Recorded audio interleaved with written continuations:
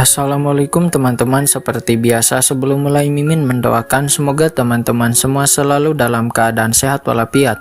Oke, kali ini kita akan melanjutkan Martial God Asura Season 3 episode 15. Bagi yang baru bergabung, selamat bergabung, dan bagi yang belum subscribe dulu lah agar Mimin tambah semangat lagi nih bikin videonya.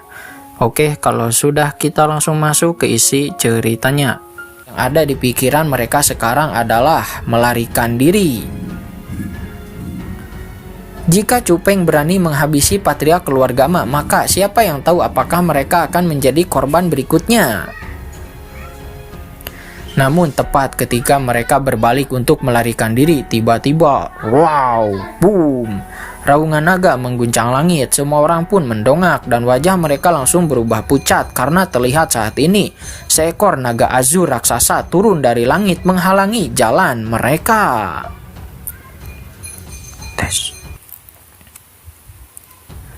Di atas kepala naga itu berdirilah Cupeng di sana, tatapannya dingin seperti es. Orang-orang di sini hanya menjalankan perintah. Aku bisa membiarkan mereka hidup. Tapi kalian berdua berbeda, kata Cupeng. Tatapannya langsung tertuju kepada pasangan tua sebelumnya. Ya, aku paling membenci pengkhianatan. Karena itu kalian harus mati, kata Cupeng. Matanya dipenuhi niat membunuh yang menusuk tulang. Namun pasangan tua Subi itu justru tertawa dingin. Hahaha, kamu pikir kamu siapa? Kamu pikir kamu bisa membunuh kami sesuka hati? Pada akhirnya, kamu hanya bocah tingkat 8 alam surga saja. Tanpa formasi itu, apa yang bisa kamu punya? Kemudian pria tua itu berteriak kepada kerumunan. Kalian semua jangan takut. Kalau kita bekerja sama, menghabisi bocah ini semudah membalik telapak tangan. Kalau dia mati, maka semua harta di sini akan menjadi milik kita semua. Harta keluarga Li dan keluarga Ma juga akan menjadi milik kita semua. Mendengar perkataan pria tua itu, banyak orang mulai tergoda. Jalan kabur mereka sudah terblokir. Dan aura Cupeng sekarang memang hanya berada pada tingkat 8 alam surga. Kalau menang, maka mereka akan mendapatkan kekayaan yang luar biasa. Tapi kalau kalah, mereka pasti akan mati. Setelah mempertimbangkan semuanya, mereka mulai bersiap bertarung. Namun, sebelum siapapun bergerak, Cupeng lebih dulu menyerang. Cupeng menggunakan teknik naga azur. Tubuhnya berubah menjadi bayangan. Hampir dalam sekejap mata, dia sudah muncul di depan pria tua Subi itu. Idiot, boom! Sebuah telapak tangan sederhana meluncur ke depan. Namun kekuatan di baliknya sangatlah mengerikan. Pria tua itu pun bahkan tidak sempat berteriak. Jiwanya seketika langsung dihancurkan. Tubuhnya meledak menjadi kabut darah di udara. Setelah membunuhnya dengan secepat kilat, Cupeng berkata dengan nada menghina, "Memang benar, aku hanya berada di tingkat 8 alam surga. Tapi menurutmu sampah sepertimu pantas membunuhku?" Kurang ajar, kata wanita tua itu. Dia menjerit histeris di saat melihat suaminya meninggoy di depan matanya. Mata wanita tua itu memerah karena amarah. Dia kemudian langsung menerjang ke arah Cupeng tanpa memperdulikan nyawanya sendiri. Namun ekspresi Cupeng tetap dingin. "Kalau kamu ingin mati, maka aku akan mengabulkan keinginanmu." Dan boom, telapak tangan Cupeng kembali melesat menerjang ke depan, dan hasilnya sama persis. Wanita tua itu bahkan tidak mampu menahan satu serangan pun dari Cupeng. Seketika tubuh wanita itu pun langsung hancur. Dia meninggoy dengan cara yang sama tragisnya seperti suaminya. "Pahlawan muda Wu King, ampunilah kami. Tolong kasihani kami." Di saat melihat sendiri dengan mata kepalanya bagaimana pasangan tua itu dihabisi oleh Cupeng dalam waktu sekejap, seluruh anggota keluarga Ma sebelumnya yang berniat bertarung habis-habisan pun langsung kehilangan keberaniannya. Tak ada lagi niat melawan di mata mereka. Tak ada lagi semangat bertarung. Yang tersisa hanyalah ketakutan. Mereka akhirnya menyadari betapa bodohnya diri mereka. Mereka benar-benar telah meremehkan pemuda yang berdiri di hadapan mereka. Bahkan tanpa formasi mengerikan itu sekalipun, Cupeng masih mampu membunuh mereka semudah menghabisi seekor semut. Di mata mereka sekarang, Wu Qing adalah seorang praktisi yang kekuatannya sudah berada di tingkat yang tidak bisa mereka bayangkan. Wush, tiba-tiba Cupeng mengibaskan lengan bajunya. Angin kencang kembali menyapu seluruh area. Namun kali ini di saat angin itu berlaru, beberapa penyimpanan kosmos sudah muncul di tangan Cupeng. Tentu saja semua penyimpanan itu diambil dari kerumunan keluarga Ma. Setelah menyimpan semua karung penyimpanan kosmos itu, Cupeng bahkan tidak melirik mereka lagi. Dengan suara yang datar, Cupeng berkata, "Pergilah, kembali ke tempat asal kalian." Mendengar itu, seluruh anggota keluarga emak pun langsung bersujud berkali-kali. Terima kasih pahlawan muda Wu Qing. Terima kasih atas belas kasihanmu." Tak seorang pun berani menundanya. Mereka semua segera berlari keluar sambil tersandung karena ketakutan. Setelah itu Cupeng berjalan menuju pintu masuk istana kristal es. Orang-orang dari keluarga Li yang selamat segera maju menghampiri. "Pahlawan muda Wu Qing, terima kasih telah menyelamatkan kami. Kalau bukan karena Anda, keluarga Li pasti sudah musnah hari ini." Wajah mereka nampak penuh dengan rasa syukur. Namun menghadapi orang-orang yang tiba-tiba bersikap hormat itu, Cupeng bahkan tidak tertarik untuk melihat mereka. Dan wush, Cupeng kembali mengibaskan lengan bajunya dan angin kencang kembali menyapu kerumunan. Di saat angin itu menghilang, semua penyimpanan mereka juga ikut lenyap. Orang-orang dari keluarga Li pun langsung tercengang, terutama para praktisi yang diundang oleh keluarga Li. Wajah mereka langsung berubah jelek. Mereka bukan anggota keluarga Li. Mereka membantu keluarga itu hanya demi imbalan. Tapi sekarang, bukan hanya hadiah dari keluarga Li yang hilang, tapi seluruh tabungan dan kekayaan pribadi yang mereka kumpulkan selama bertahun-tahun pun juga ikut dirampas. Kerugian mereka kali ini benar-benar sangat besar. Melihat ekspresi mereka, Cupeng tersenyum dingin. "Jangan berpikir aku berkewajiban menyelamatkan kalian. Barusan patria keluarga Li bahkan ingin membunuhku. Kalau aku tidak menghindar dengan cepat, aku sudah mati di tangannya," kata Cupeng, tatapannya menjadi dingin. "Jadi kalian semua harus memahami situasinya. Aku Wu Qing tidak lagi berada di pihak kalian. Aku sama seperti keluarga emak, musuh kalian." Begitu kata-katanya itu keluar, hawa dingin langsung menyelimuti seluruh tempat itu. Tatapan Cupeng dipenuhi dengan niat membunuh yang sangat mengerikan. Tubuh semua orang pun gemetar. Mereka langsung berlutut. "Pahlawan muda, ampunilah kami. Ambil semua harta kami. Tapi tolong jangan bunuh kami." Mereka terus bersujud tanpa henti. Karena mereka tahu jika Cupeng benar-benar ingin membunuh mereka, maka tak seorang pun dari mereka yang bisa melarikan diri. Tatapan pemuda itu terlalu menakutkan, seolah-olah yang berdiri di hadapan mereka bukan manusia, melainkan iblis berdarah dingin. Kemudian Cupeng berjalan lurus menuju ke arah patria keluarga Li. Anehnya, pria tua itu terlihat cukup tenang, seolah-olah dia sudah siap menerima nasibnya. Dengan nada penuh penyesalan, dia berkata, "Wu Qing, aku memang bodoh. Aku tidak bisa membedakan benar dan salah. Itulah sebabnya aku mempercayai Mak Kun dan mengkhianati niat baikmu. Aku bahkan mencoba membunuhmu. Bunuh aku saja. Hanya dengan begitu aku bisa merasa tenang," kata patria keluarga Li. "Ayah!" Tepat pada saat itu, Li Chan berlari maju. Dia langsung berdiri di depan ayahnya itu lalu berlutut di hadapan Cupeng.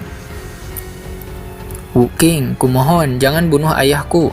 Tolong beri dia kesempatan," kata Li Chan. Melihat itu, Cupeng segera mengangkat Li Chan untuk berdiri.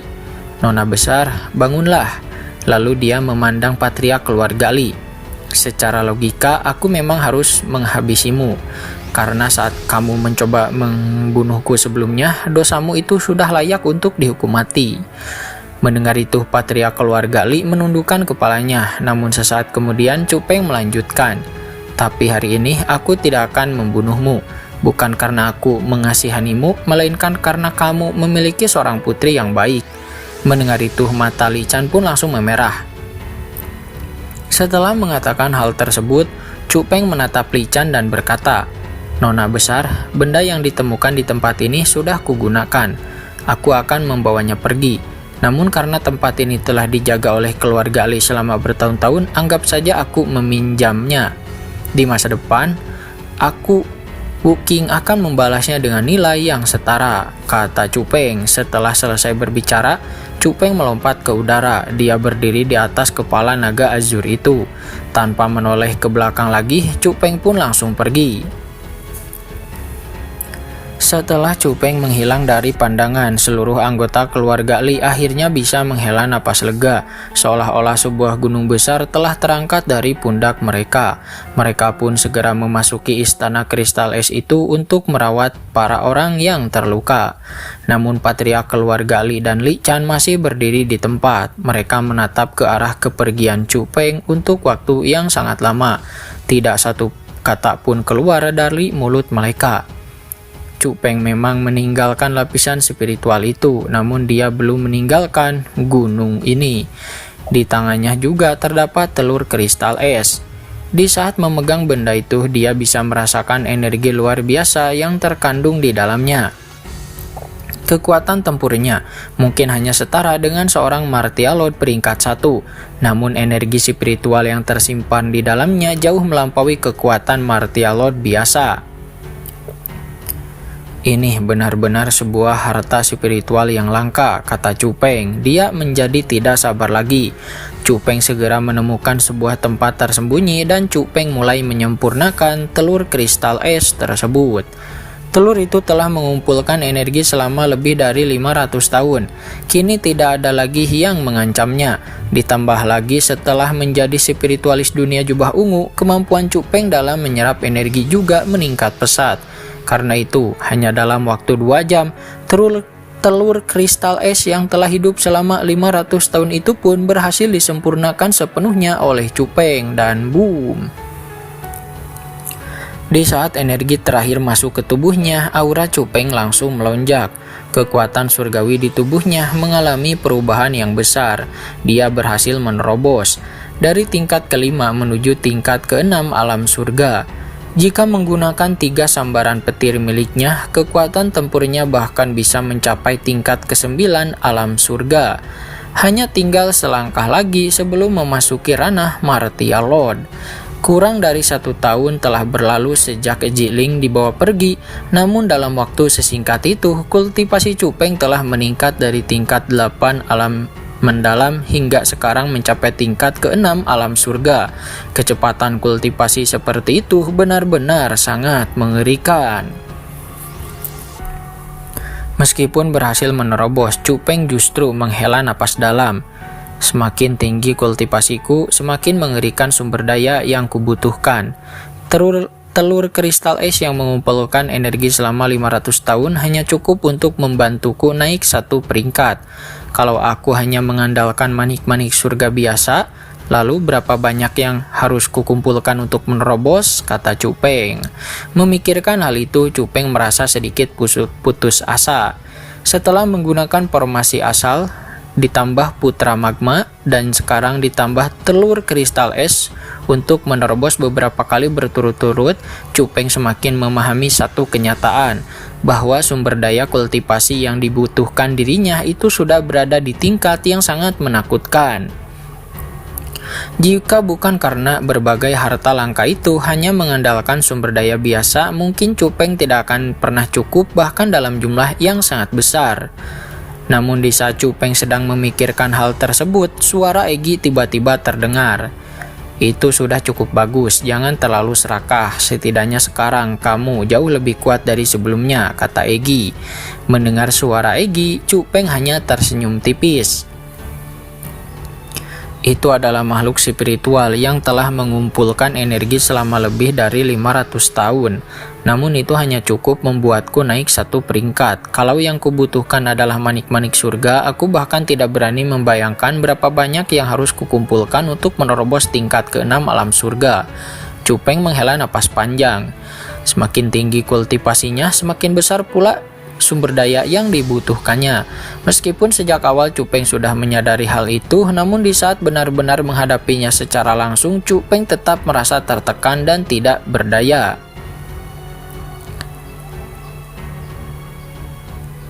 Dasar bodoh, kristal itu memang makhluk spiritual, tapi baru terbentuk selama 500 tahun. Kamu harus tahu, makhluk spiritual yang benar-benar kuat biasanya membutuhkan setidaknya 10.000 tahun untuk berkembang, kata Egy. Dia tiba-tiba berkata. Egy lalu melanjutkan kata-katanya dengan senyum tipis. Lagi pula, coba pikirkan baik-baik. Baru masuk ke wilayah Laut Timur saja, kamu sudah menemukan makhluk spiritual seperti itu. Bukankah itu membuktikan kalau tempat ini penuh dengan keajaiban alam? Ya, setidaknya jumlah sumber daya kultivasi di sini jauh lebih banyak dibandingkan dengan benua 9 provinsi. Selama kamu menguasai metode pencarian pulsa pain sampai tingkat yang mahir, apa yang perlu kamu khawatirkan? Di tempat ini, kamu bahkan seperti ikan yang kembali ke air. Sumber daya kultivasimu ada di mana-mana dan nyaris tak terbatas, kata Egy. Mendengar kata-kata itu, Cupeng pun tersenyum. Yah, kamu memang pintar menghibur orang. Meski sebenarnya dia sudah memahami semua yang dikatakan Egy, namun mendengarnya secara langsung itu tetap membuat perasaan Cupeng jauh lebih lega. Lalu, sekarang kita akan pergi kemana? Tanya Egy. Ya, tentu saja ke Loper Teras atau Teras Kekasih. Aku harus menemui Qiu Sui Puyan di sana. Begitu selesai berbicara, Cupeng melompat ke udara dan memulai perjalanannya. Wilayah Laut Timur sangatlah luas, sementara tempat bernama Loper Teras berada sangat jauh dari posisinya saat ini. Secara normal, perjalanan itu akan memakan waktu yang cukup lama. Namun di saat melewati sebuah kota besar, Cupeng menemukan sesuatu yang mengejutkannya, yang mana di sana berdiri sebuah arai teleportasi kuno raksasa. Formasi arai teleportasi kuno itu terlihat sangat tua, tetapi aura yang dipancarkannya jauh lebih dalam dan sangat misterius dibandingkan arai teleportasi milik Akademi Perseus. Konon semua arai teleportasi tersebut ditinggalkan oleh spiritualis dunia kuat dari zaman kuno.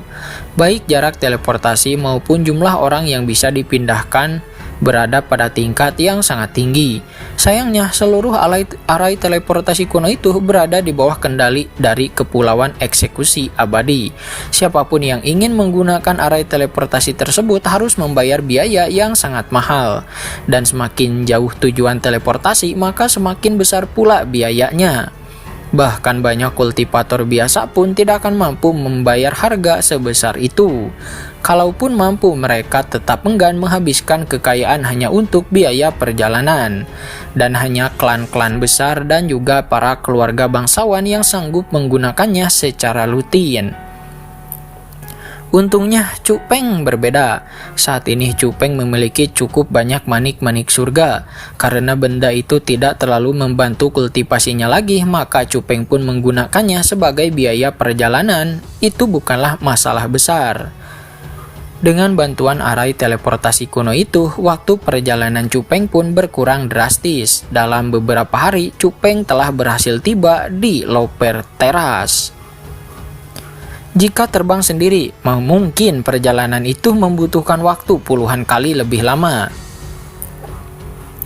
Arai teleportasi kuno ini ya memang benar-benar luar biasa, kata Cupeng. Begitu keluar dari arai teleportasi, Cupeng tidak bisa menyembunyikan keterkejutannya.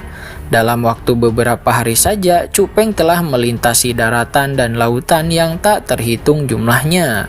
Sebagai seorang spiritualis dunia, Cupeng sangat memahami betapa sulitnya membangun arai teleportasi jarak jauh seperti itu.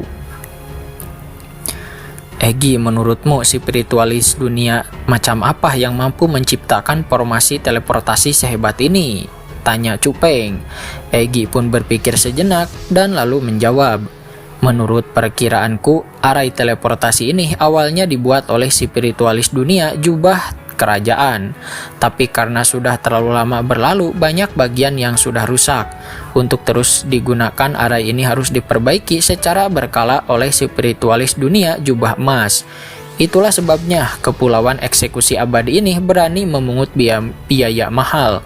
Lagi pula mengundang seorang spiritualis dunia jubah emas untuk memperbaiki arai teleportasi seperti ini jelas juga membutuhkan biaya yang sangat besar. Mendengar itu, Cupeng semakin terkejut. Jadi bahkan spiritualis dunia jubah kerajaan yang telah membuat arai teleportasi seperti ini. Awalnya Cupeng mengira arai luar biasa ini dibuat oleh spiritualis dunia jubah emas, namun ternyata bukan. Hal itu membuat Cupeng kembali menyadari betapa mengerikannya para spiritualis dunia tingkat jubah kerajaan. Dan jika jubah kerajaan saja sudah sekuat itu, lalu seberapa menakutkankah seorang spiritualis dunia jubah abadi? Tidak heran jika ranah tersebut hanya bisa dimasuki oleh mereka yang telah mencapai tingkat kaisar bela diri.